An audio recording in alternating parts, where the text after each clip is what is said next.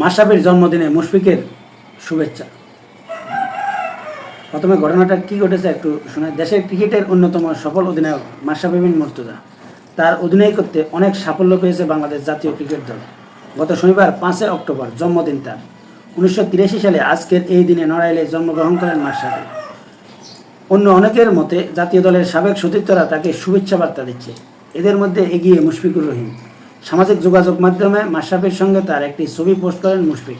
তার ক্যাপশনে লিখেছেন, শুভ জন্মদিন ম্যাশ।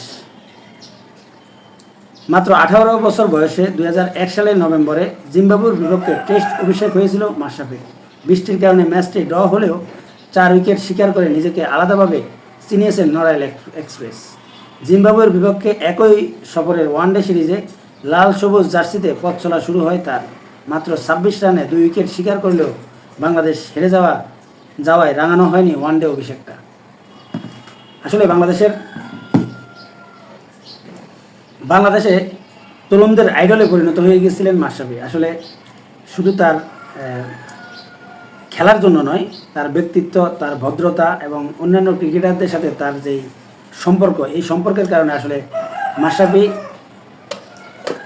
অনন্য উচ্চতায় চলে গিয়েছিলেন এবং তার ভদ্রতা এবং নম্রতার কারণে আসলে বাংলাদেশের তরুণদের কাছে সে আইডলে পরিণত হয়ে গিয়েছিলেন।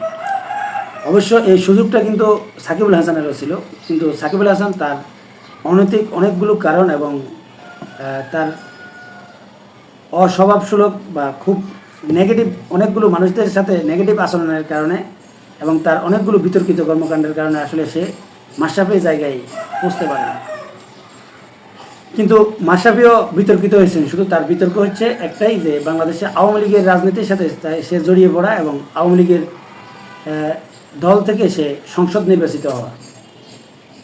এই কারণেই আসলে মাশরাফিকে মানুষ আসলে যে চোখে দেখতো বা যেভাবে ভালোবাসত, বর্তমানেও বা ভবিষ্যতে আসলে মাশরাফির কিছুটা ইমেজ কিন্তু ক্ষুণ্ণ হয়েছে এই কারণে।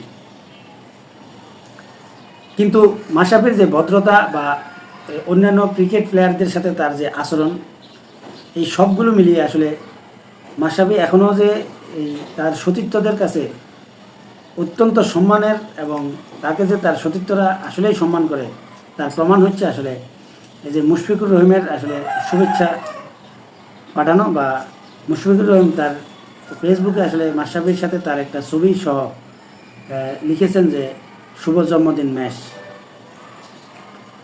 এর মূল যেটাই হোক, আপনারা জানেন যে মাশরাফিকে নিয়ে সমালোচনা যাই থাকুক, সে আওয়ামী লীগের রাজনীতিতে জড়িয়ে থাকার জন্য তার যতই সমালোচনা হোক, কিন্তু বাংলাদেশে মাশরাফিকে পছন্দ করে এরকম কোটি কোটি যুবক রয়েছেন এখনও, এবং আমি সেটাই মনে করি।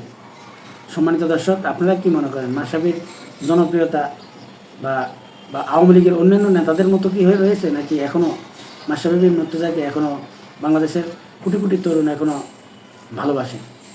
কমেন্টসে জানাবেন। জাযাকাল্লাহ।